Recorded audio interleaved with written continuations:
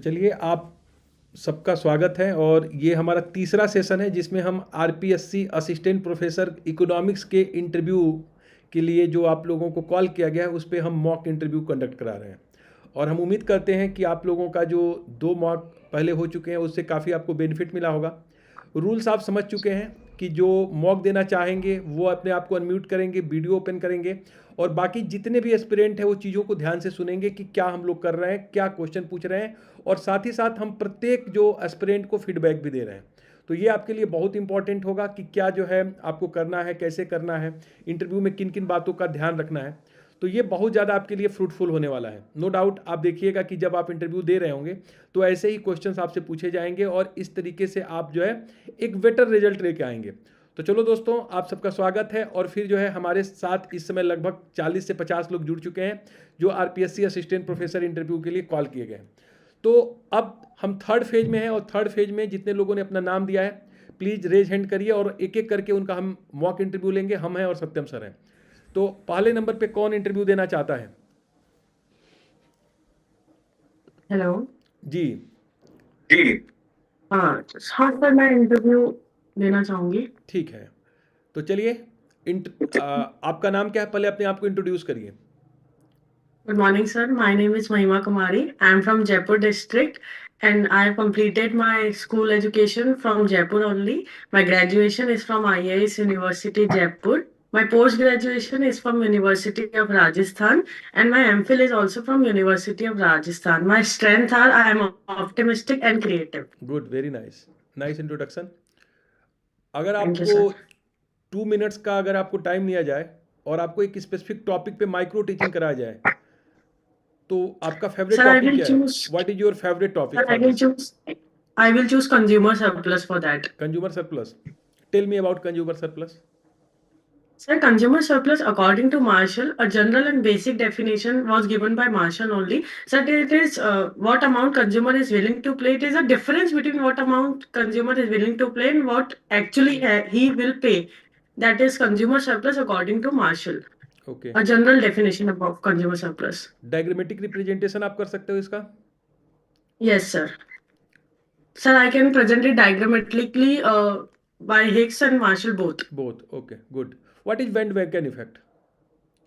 Sir bandwagon effect is an example of positive externality. जब हम एक चीज को इसलिए खरीदते हैं क्योंकि सब उसे खरीद रहे होते हैं, वो एक सोसाइटी का इम्पैक्ट होता है हम पे, उसे बैंडवैगन इफेक्ट कहते हैं। Good, very nice. What is the example of bandwagon effect? Sir जैसे कि हम आईफोन्स देख लें तो it's a kind of bandwagon effect क्योंकि सब खरीद रहे हैं एंड सोशल मीडिया का यूज भी बैंडवैगन इफेक्ट में ही आता है। Good, good. And snob effect? Sir snob effect इसलिए होता है, जैसे इसमें हम एक चीज खरीदते हैं, इसलिए नहीं खरीदते क्योंकि सब उसे खरीद रहे होते हैं, तो ये जस्ट अपोजिट होता है बैंडवैगन के। तो इसमें हम उस चीज की लग्जरी को मेंटेन करते हैं, अगर सब उसे खरीदेंगे तो हम उसे नहीं खरीदेंगे। जैसे कुछ लग्जरी कार्स इसमें आती हैं हम्म, क्योंकि बहुत एक्सपेंसिव होती हैं, तो हम्म। इसीलिए कुछ लोग इसे खरीदते हैं। Very nice, very nice. आपका जो है कौन सा पेपर है जिसके ऊपर आपको ज़्यादा कमांड है? Sir micro economics and macro economics. Micro and macro economics. Good. आप ये बताओ कि परफेक्ट कंपटीशन में क्रॉस इलास्टिसिटी ऑफ डिमांड क्या होगी? What is the sir value of perfect cross competition. Elasticity of demand in perfect competition? Sir it is sir मुझे अभी इसका आइडिया नहीं, बट आप अगर अलाउ करेंगे तो मैं बिल्कुल। इस पे एक आप अनुमान सोचिए। लगा सकती हूँ। सर यस, मेरे यस। हिसाब से परफेक्ट कंपटीशन में सब्स्टिट्यूशन होता है गुड्स का, बिकॉज होमोजेनियस गुड्स होते हैं यस, तो क्रॉस इलास्टिसिटी इनफाइनाइट होती है। Good. Sir and I guess. In terms of monopoly? Sir वो मोनोपोली में cross elasticity, sir I don't know, sir I can recall at this time. But you I am can little guess. Bit confuse, so I but don't you want to can guess. Guess. But you can guess. Okay. Sir monopoly में जो products होते हैं वो homogeneous नहीं होते हैं, तो I guess cross elasticity zero रहती है। Sir I am not sure nice, about nice, nice guess, good. That. Okay sir. Okay, Satyam sir क्या क्वेश्चन पूछना चाहेंगे आप? अ, एक क्वेश्चन बहुत बार ये आता है कि what is the human development index और प्लस उसके कंपोनेंट्स क्या क्या होते हैं। सर ह्यूमन डेवलपमेंट इंडेक्स एक मेजर यूनिट है जिससे हम सोसाइटी में डेवलपमेंट को नापते हैं। इसमें literacy, education And sir, I can't recall this at the time, but I know about the Human Development Index. I have to revise it at this time. But अच्छा, ये basically, I have बताइए, an idea about it. क्या ऐसा possible है कि किसी country की GDP बहुत ज्यादा हो बट वहाँ का एचडीआई कम हो? बिल्कुल सर, ये पॉसिबल है क्योंकि जीडीपी सिर्फ हमारे डोमेस्टिक प्रोडक्शन को मेजर करता है, बट एचडीआई इंडेक्स में हम और भी चीजें मेजर करते हैं, जैसे कि मैंने बताया स्कूल एजुकेशन एंड लिटरेसी, ये सब चीजें भी, and what we call it living index, standard of living भी हम उसमें मेजर करते हैं। तो ये चीजें जीडीपी में हम मेजर नहीं करते हैं, इसलिए ऑब्वियसली अगर किसी कंट्री का जीडीपी ज्यादा है तो उनका एचडीआई कम होने के चांसेस हैं। अच्छा, इंडिया में क्या चैलेंजेस है, क्या मेजर चैलेंजेस है इंडिया में जो एचडीआई की रैंकिंग को अफेक्ट करते हैं? सर, इंडिया में लिटरेसी रेट का जो मापने का पैमाना है, पहली बात मुझे ऐसा लगता है कि इंडिया में हम लिटरेट उसे मान लेते हैं जिसको साइन करना आता है, नाम पढ़ना आता है, बट मुझे लगता है लिटरेसी इससे कहीं ज्यादा आगे है। हमें और भी चीजें देखनी चाहिए, स्किल डेवलपमेंट पे हमारा काम बहुत अच्छा होना चाहिए। दूसरा हमारा, जैसे कि इसके मामले में लाइफ एक्सपेक्टेंसी भी है, तो अभी हम लाइफ एक्सपेक्टेंसी हमारी अप्रॉक्स 70 है, बट अभी हम उसको 75 तक इम्प्रूव करने की कोशिश कर रहे हैं। वो भी सर, उसके लिए हमें हेल्थ इंफ्रास्ट्रक्चर पे बहुत काम करना पड़ेगा। अभी हमारा बजट हेल्थ पे थोड़ा कम है, हमें और उसे बढ़ाना पड़ेगा। चलिए, ठीक है। Good, very nice. आपने अपना नाम क्या बताया? और महिमा कुमारी। महिमा, आपने बहुत अच्छा, अगर फीडबैक की बात करें तो आपने बहुत ही कॉन्फिडेंट बोला है, और जो हम उम्मीद करते हैं एस्पिरेंट से कि वो स्माइलिंग हो, आई कांटेक्ट उसका बेहतर हो, और वो कॉन्फिडेंट के साथ बोला, तो आपने परफेक्ट जो है आपने एग्जांपल पेश किया है। आप, मेरे अकॉर्डिंग आपको मैक्सिमम मार्क्स आपको मिलेंगे अगर आप इस तरीके से बोल के आओगे तो चीज़ों Thank you जहाँ so पे much. आपको कॉन्सेप्टुअल, जैसे आपने कहा कि मैं गेस कर सकती हूँ, आपने गेस भी बहुत अच्छा किया, तो ये दिखाता है कि आपका कॉन्सेप्ट क्लियर है, तो ये आपने गेस अच्छा किया। ठीक है, बाकी और जितने भी पेपर हैं उसको अच्छे से रिवाइज करिए, आप जरूर बेहतर करेंगे, बहुत बेहतर करेंगे। गॉड ब्लेस यू बेटा, आप अच्छा करिए लाइफ में, बहुत अच्छा Thank करिए। you. God bless you. Thank you so much. Okay, and next one, इसके बाद नमस्कार सर। जी, ओके, हेलो, हाँ, इंट्रोड्यूस योर हाँ सेल्फ, सर, सही बात कर रहा हूँ। अपने आप को इंट्रोड्यूस करिए। जी सर, मैं चूरू जिले के तारानगर तहसील का रहने वाला हूँ सर। और मैंने स्टार्टिंग की जो स्कूलिंग एजुकेशन है सर वो गांव से की है, और उसके बाद सर मैंने 2015 में बीकॉम एमजीयू बीकानेर यूनिवर्सिटी से किया है सर। और उसके बाद में सर मेरी 2018 में संगणक पद पे सांख्यिकी विभाग में पोस्टिंग हो गई थी सर। और उसके बाद में जॉब में रहते हुए सर मैंने एमकॉम और एमए इकोनॉमिक्स से किया है सर। वर्तमान में मैं सर जिला शिक्षा एवं प्रशिक्षण संस्थान डाइट में एसआई के पद पे सांख्यिकी निरीक्षक पद पे कार्यरत हूँ। Good, very good. आपके सबसे फेवरेट पेपर कौन से हैं इकोनॉमिक्स में? जी सर, इकोनॉमिक्स में आपके फेवरेट पेपर कौन से हैं? Micro economics sir. जी, कौन से पेपर है आपके फेवरेट? माइक्रो इकोनॉमिक्स और पब्लिक प्लानिंग। अच्छा, लॉ ऑफ डिमांड क्या होता है, आप मुझे समझाइए। जी सर, मांग का नियम, अन्य बातें समान रहने पर जब वस्तु की कीमत बढ़ जाती है तो उसकी मांग मात्रा में कमी आ जाती है, और जब वस्तु की कीमत बढ़ जाती है तो इसमें जब वस्तु की कीमत है तो उसमें मांग मात्रा में बढ़ती है, तो ये मांग का नियम है, तो मार्शल साहब ने दिया था। अच्छा, मतलब क्या, मतलब प्राइस और क्वांटिटी डिमांड में क्या रिलेशन है? जी सर। हाँ जी सर, प्राइस और क्वांटिटी डिमांड में नेगेटिव रिलेशन होता है सर। आप ओरिजिनल डिमांड फंक्शन और इनवर्स डिमांड फंक्शन में अंतर कर सकते हैं? आप ओरिजिनल जी डिमांड सर, थोड़ा फंक्शन, इनवर्स डिमांड पूर्ण रूप फंक्शन, से तो भी आप गेस कर सकता था थोड़ा इसमें। जी गेस करिए। जी सर, ओरिजिनल डिमांड करो जैसे अपने बुजाक्स के आगे उसमें क्वांटिटी रखते हैं, और उसके बाद में उसमें, सॉरी सर अभी कंफर्म नहीं आता है। ओके, कोई नहीं। अगर कम्युनिटी परफेक्ट सब्स्टिट्यूट्स हो तो ऐसे में इंडिफरेंस कर्व कैसे बनाइएगा? जी सर। अगर कम्युनिटी परफेक्ट सब्स्टिट्यूट्स हो तो इंडिफरेंस कर्व कैसे बनाइएगा? इंटरफेस करें एक सीधी स्ट्रेट लाइन में डाउनवर्ड स्लोप बस, उसका सीधी स्लोप लाइन चेंज में बस। उसका स्लोप चेंज होगा या फिर चेंज नहीं होगा? स्लोप चेंज नहीं होगा सर, उसका एक सीधी गिरती हुई रेखा होगी सर। सत्यम सर, आप बात करिए। मुद्रास्फीति के बारे में क्या जानते हैं आप? इन्फ्लेशन जिसे हम कहते हैं। जी सर, मुद्रास्फीति जब वस्तुओं की कीमतों में सामान्य स्तर में वृद्धि हो रही है, लगातार वृद्धि हो रही है, और वस्तुओं जो मुद्रा की परचेसिंग पावर कम हो रही है, तो उसको हम इन्फ्लेशन कहते हैं सर। कौन कौन से इसके अलग अलग प्रकार होते हैं? इसमें सर, इसमें 3-4 प्रकार होते हैं मुख्य रूप से। तो पहला तो ये है कि जो एकदम, सॉरी सर, अभी मैं उनके नाम नहीं याद कर पा रहा हूँ। चलिए कोई बात नहीं। भारत में किस तरीके से हम मुद्रास्फीति को मापते हैं? सर भारत में हम WPI और CPI के माध्यम से मुद्रास्फीति को मापते हैं। ठीक है। आरबीआई ने क्या कोई ऐसी एक टारगेट ले रखा है कि इतने % तक हमें अपनी मुद्रास्फीति को रखना है, मैक्सिमम या मिनिमम में, ऐसा कुछ है? जी सर, बिल्कुल। RBI ने मैक्सिमम और मिनिमम एक टारगेट सेट कर रखा है, जो 2% से 6% के बीच में, यानी 4 ± 2 कर रखा है सर, टारगेट सेट कर रखा है। चलिए ठीक है। ओके, चलिए फीडबैक का टाइम है। आपने बेहतर बोला। साही पाटिल आपका नाम है। आपने अच्छा बोला है और आप कॉन्फिडेंट के साथ बोले जी हैं, सर। और ऐसे ही कॉन्फिडेंट के साथ बोलिएगा और मनोबल अपना बढ़ाए रखिए। हमारा आशीर्वाद आपके साथ है। आप जीवन में बहुत अच्छा करें, बहुत बेहतर करें। Okay, thank you. God bless you बेटा, God bless you. Next one, thank you sir. Next one, इसके बाद नेक्स्ट वन, रेज जी your sir. Hand, yes sir. Introduce yourself. अपने आप को सर इंट्रोड्यूस मेरा करिए। नाम हितेश कुमार सुथार है। मैं डूंगरपुर जिले की साबला तहसील के जोगीवाड़ा गांव का निवासी हूं। मैंने अपनी प्रारंभिक शिक्षा अपने गांव से ही की है और मेरा स्नातक एवं परास्नातक श्री भोगीलाल पंड्या राजकीय महाविद्यालय डूंगरपुर से पूरा हुआ है। मैंने 2024 में PhD किया है मोहनलाल सुखाड़ा विश्वविद्यालय से, और 2017 से मैं स्कूल लेक्चरर के पद पर कार्यरत हूँ। अभी आप स्कूल लेक्चरर के पोस्ट पे हैं। जी सर।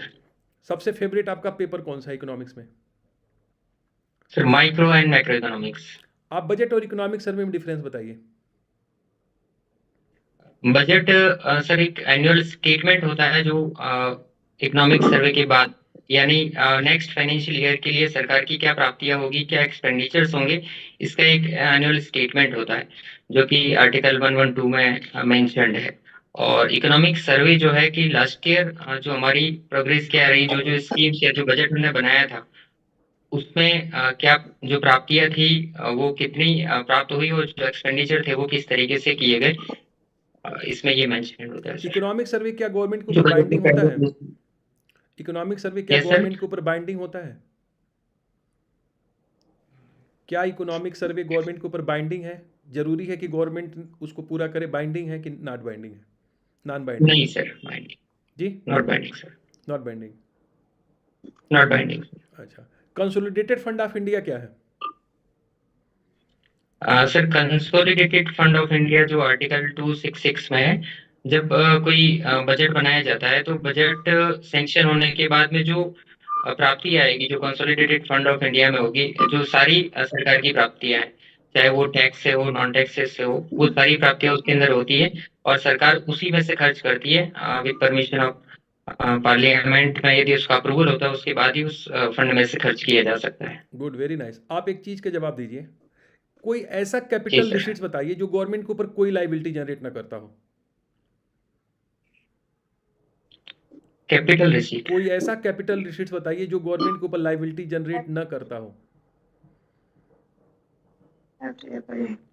एग्जैक्टली सर, रिकॉल नहीं कर पाता। कैपिटल रिसीट्स भी हो गवर्नमेंट के ऊपर कोई लाइबिलिटी जनरेट न कर पा रही हो। सर डिसइन्वेस्टमेंट तो नहीं हो सकता है सर। क्यों नहीं हो सकता? जो ऋण की डिसइन्वेस्टमेंट हो सकता है क्या सर? एग्जैक्टली मुझे आइडिया नहीं है। चलो, नॉन टैक्स रेवेन्यू के कुछ एग्जांपल बताओ। नॉन टैक्स रेवेन्यू जैसे फीस फाइन्स है। गुड। जी सर। सत्यम सर, आप बात करिए। हितेश, बेरोजगारी क्या है?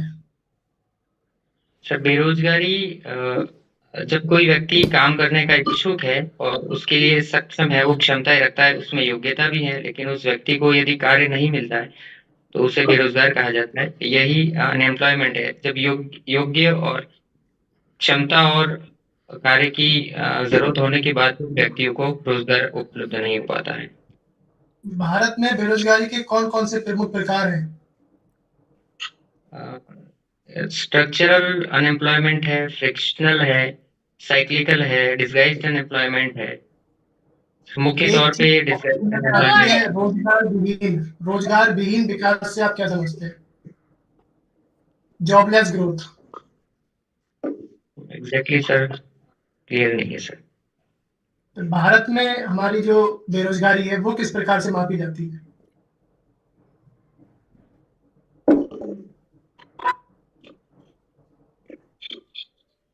सर मैं रिकॉल नहीं कर पा रहा हूँ, पढ़ा हुआ है सर।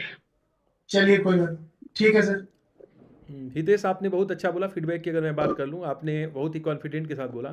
बट इंडियन इकोनॉमी, एक बात आप जितने लोग हैं वो समझ लीजिए, जो क्वेश्चन पूछे जाते हैं असिस्टेंट प्रोफेसर इंटरव्यू में, micro economics, macro economics, budget से क्वेश्चन पूछे जाएंगे, आपके इन्फ्लेशन से क्वेश्चन पूछा जाएगा, इंडियन इकोनॉमी से जरूर क्वेश्चन पूछे जाएंगे।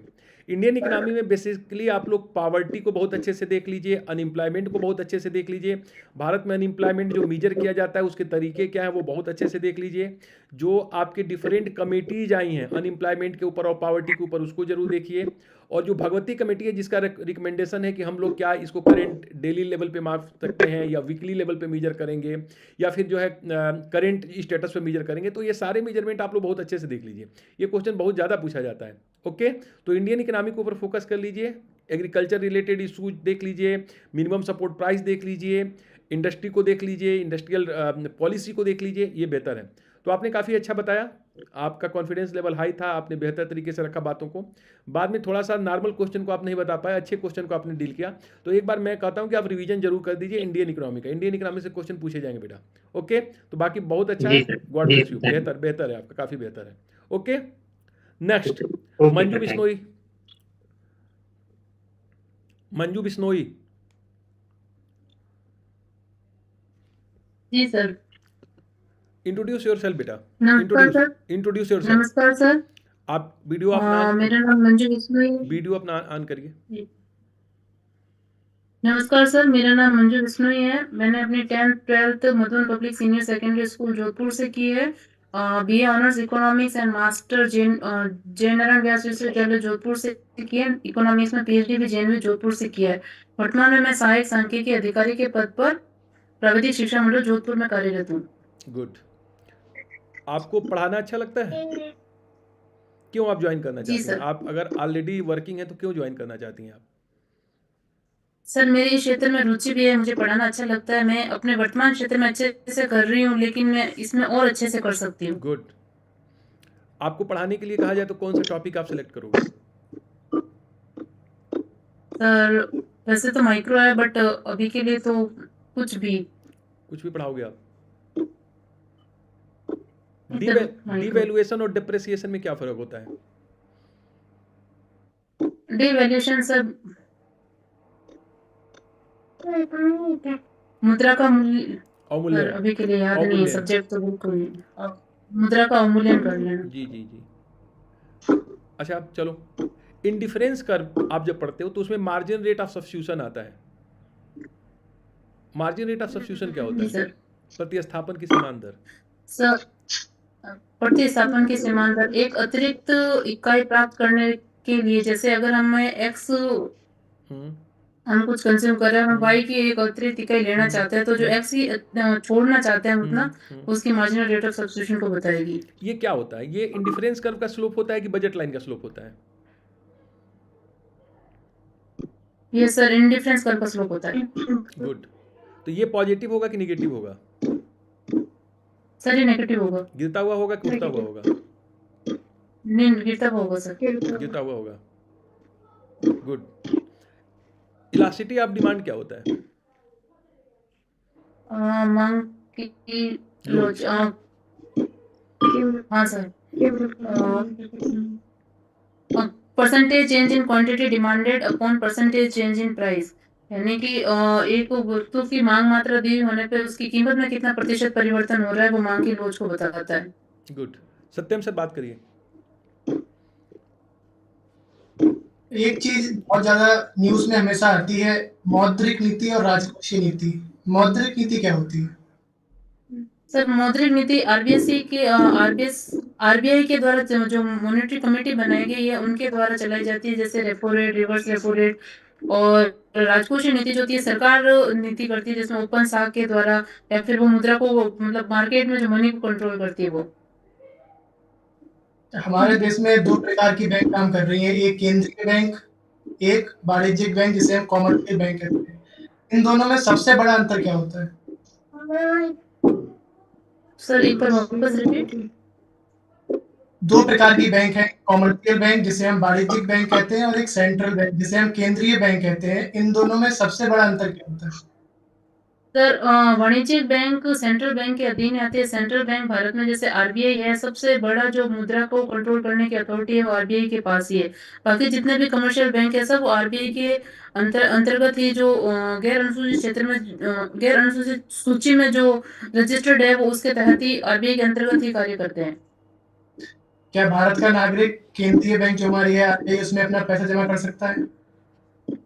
सर कर तो सकता है, लेकिन आरबीआई सामान्य तौर पर जमा करती नहीं है। भैया चलिए ठीक है। मैं हेलो मंजू, हाँ सर। तो फीडबैक का बारी है आपका। देखो बेटा, आपने बहुत अच्छा बोला, आपका जो है कॉन्फिडेंस भी ठीक है, लेकिन जो चीज़ आप जानते हैं उसको भी आप क्लियर, आप चाहें तो बोल सकते हैं। तो आप जानबूझ के मत फंसिए, आपको आता है चीज़ें, ऐसा नहीं है कि आपको नहीं मालूम है।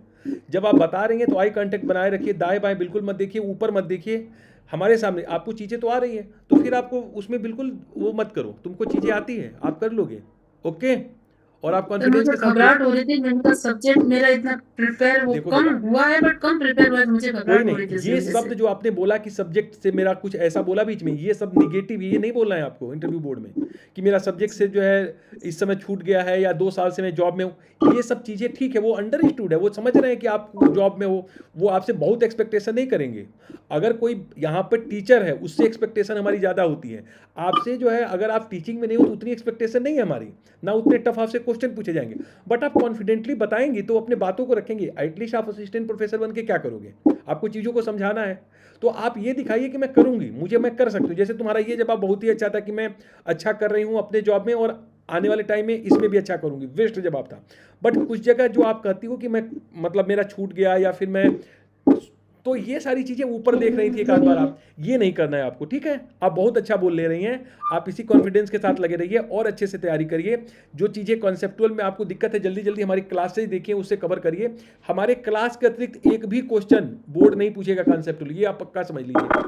तो आप उसको जल्दी जल्दी ठीक है देखिए, सर। रिवीजन करिए और जो है आप अच्छा कर लेंगे। ओके, तो गॉड ब्लेस यू, बेहतर है। ठीक है बस सर। इसी कॉन्फिडेंस के साथ बस आई कांटेक्ट बनाए रखिएगा और थोड़ा सा जाते जिस दिन जाइएगा अपना ड्रेसअप देख लीजिएगा, साड़ी उड़ी पहन के अच्छे से जाइएगा।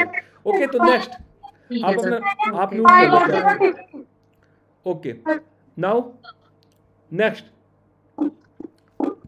Next raise your hand. किसको देना है?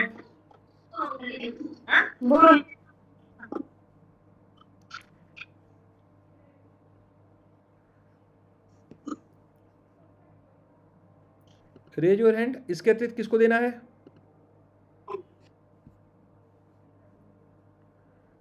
जी सर। हाँ आइए।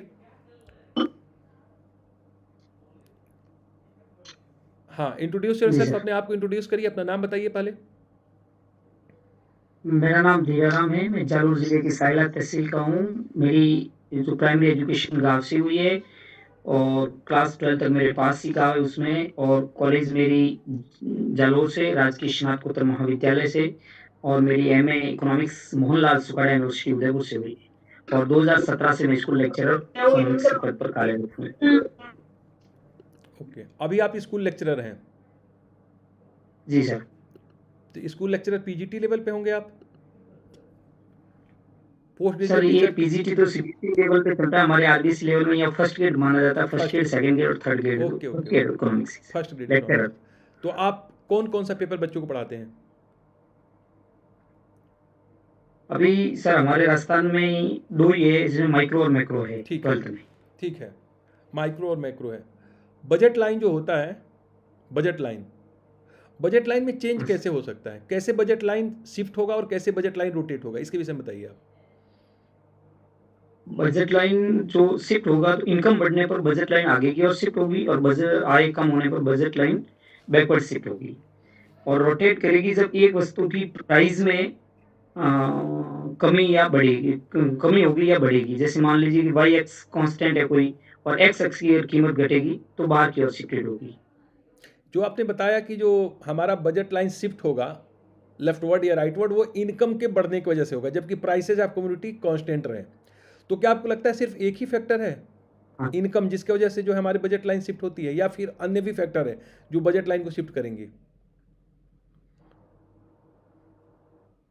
श्योर नहीं हूँ, बाकी मुझे ऐसा लगता है कि टेक्नोलॉजी को भी अगर इंक्रीज होती है तो बजट लाइन हमारी इंक्रीज होगी, आगे बढ़ेगी शिफ्टिंग में। ढेर सारे फैक्टर हैं, इनकम भी होगा, आपका एडवर्टीजमेंट का लेवल भी होगा, आपका प्राइस ऑफ सब्सटीट्यूट्स गुड्स भी होगा, ये सारी चीज़ें टेस्ट हैं, ये सारी चीज़ें प्राइस को छोड़ के जितने भी डिटर्मिनेंट्स हैं वो चेंज होंगे तो आपकी बजट लाइन चेंज हो जाती है। बजट लाइन का स्लोप क्या जी होता है? सर, बजट लाइन का स्लोप क्या होता है? नेगेटिव होता है सर, क्या ऊपर होता से है? नीचे की ओर। नहीं, ऊपर से निगेटिव तो होता है, बट ये प्राइस रेशियो भी तो होता है। किसका प्राइस हाँ, ratio? P x upon p y, what is p x? P x क्या अपॉन होता पी है? वाई, एक्स की कीमत बता रहा है, और पी वाई? वाई की कीमत। हिक्स और सलस्की का बेसिक डिफरेंस क्या है? जब हम बात करते हैं इनकम इफेक्ट, प्राइस इफेक्ट और सब्स्टिट्यूशन इफेक्ट की बात करते हैं, तो प्राइस इफेक्ट को जो दो भागों में बांटते हैं हम, तो हिक्स और सलस्की में बेसिक डिफरेंस आपको क्या लगता है? हिग्स और स्लस्की में बेसिक डिफरेंट ये है कि हिग्स उसी तटस्थ वक्र की बात करता है जिसका संतुष्टि लेवल वही रहता है और स्लस्की है वो एक नए तटस्थ वक्र पर चला जाता है। मतलब इसका मतलब क्या है?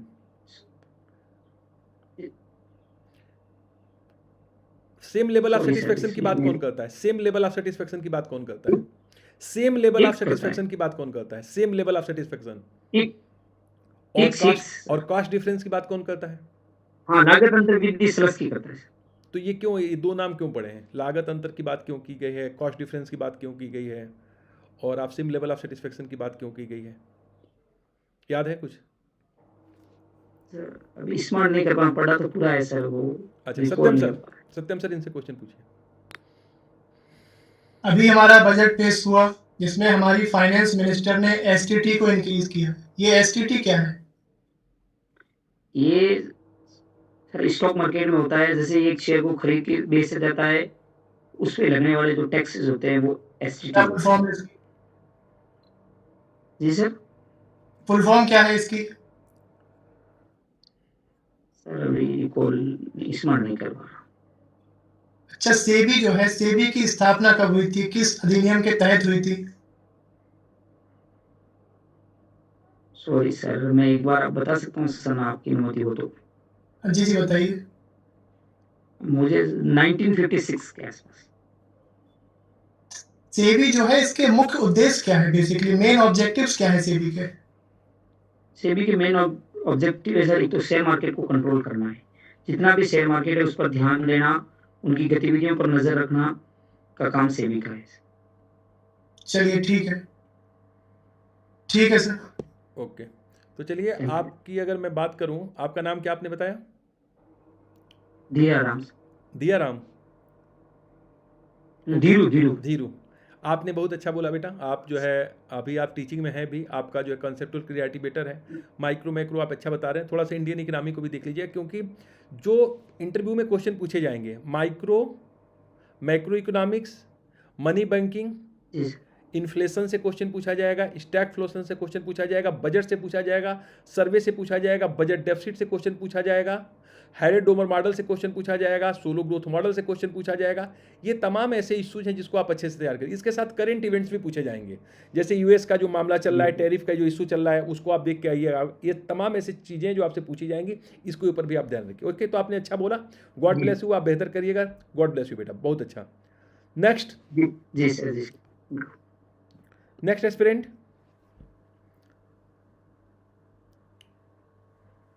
सर मैं कर सकती हूँ? बिल्कुल, एब्सोल्युटली। Introduce yourself. सर नमस्ते सर, मेरा नाम चांदनी है और मेरी schooling Punjab school education board से हुई है। मेरी ग्रेजुएशन बैचलर ऑफ एजुकेशन और मास्टर ऑफ एजुकेशन सभी लोग अपने को म्यूट और करें, मैं अपने को सारे लोग म्यूट करिए जी। हाँ चांदनी, अभी आप क्या करती हैं? Currently are you working? Sir अभी मैं थर्ड ग्रेड टीचर हूँ राजस्थान में।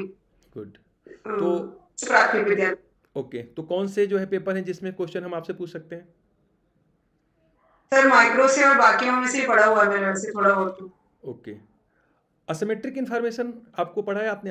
Asymmetric information? जी सर मैंने टॉपिक इसी पे तैयार किया है अपना, असिमेट्रिक इन्फॉर्मेशन पे। तो आप बताइए असिमेट्रिक सर इन्फॉर्मेशन।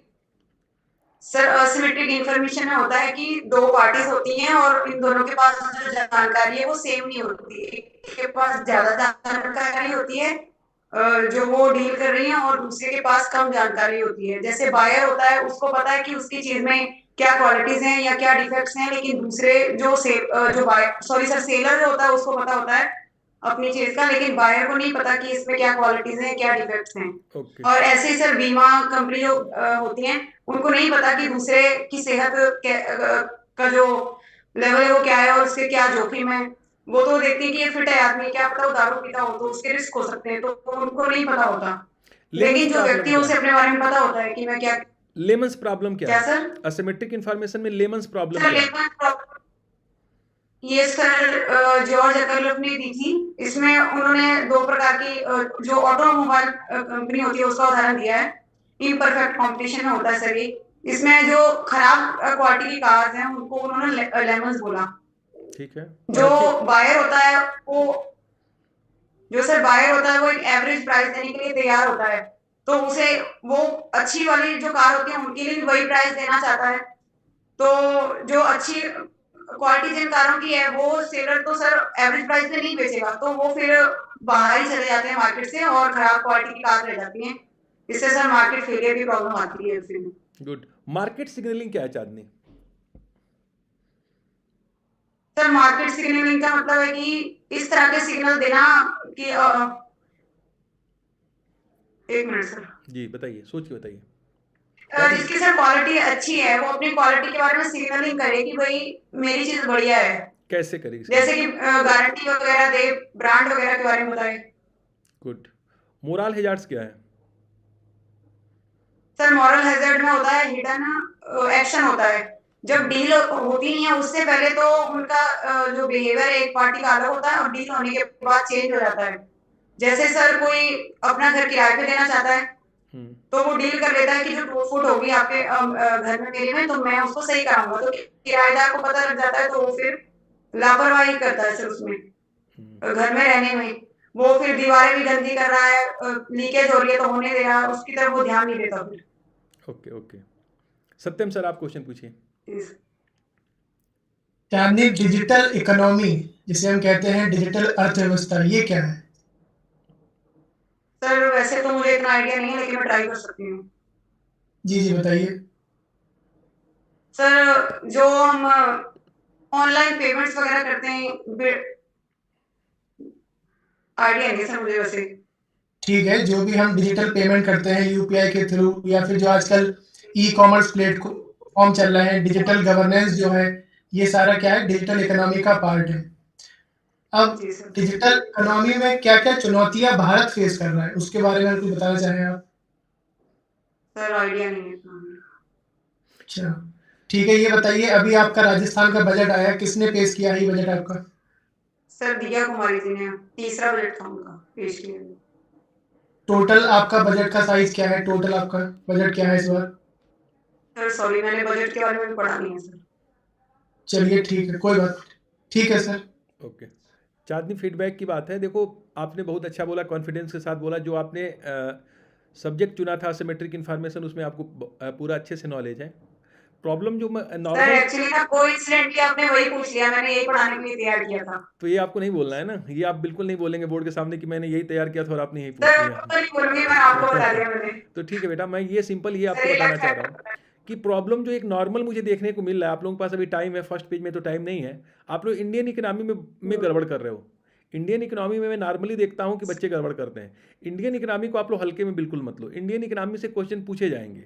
आप लोग पॉवर्टी पे, आप लोग जो है अनएम्प्लॉयमेंट के ऊपर, आप लोग ह्यूमन डेवलपमेंट इंडेक्स के ऊपर, आप लोग जो है कैसे पॉवर्टी मेजर करेंगे, कैसे अनएम्प्लॉयमेंट मेजर करेंगे, डिजिटल इकोनॉमी क्या है आपका, जो आप लोग, हम इंडिया की डेवलप की बात कर रहे हैं कि एट रेट 47 में हम डेवलप्ड इकोनॉमी जाएंगे, $1 ट्रिलियन की बात कर रहे हैं, तो आखिर में कैसे होगा, कैपिटल फार्मेशन क्या है, सर्विस सेक्टर में क्या प्रॉब्लम है, जॉबलेस ग्रोथ की इशू क्या है। सर्विस सेक्टर जीडीपी में इतना बड़ा कंट्रीब्यूट कर रहा है बट उसमें इंप्लॉयमेंट जनरेट नहीं हो रहा है। कंपेरिजन करो चाइना से इंडिया में, तो चाइना जो है एक्सपोर्ट लेड ग्रोथ का एग्जाम्पल है।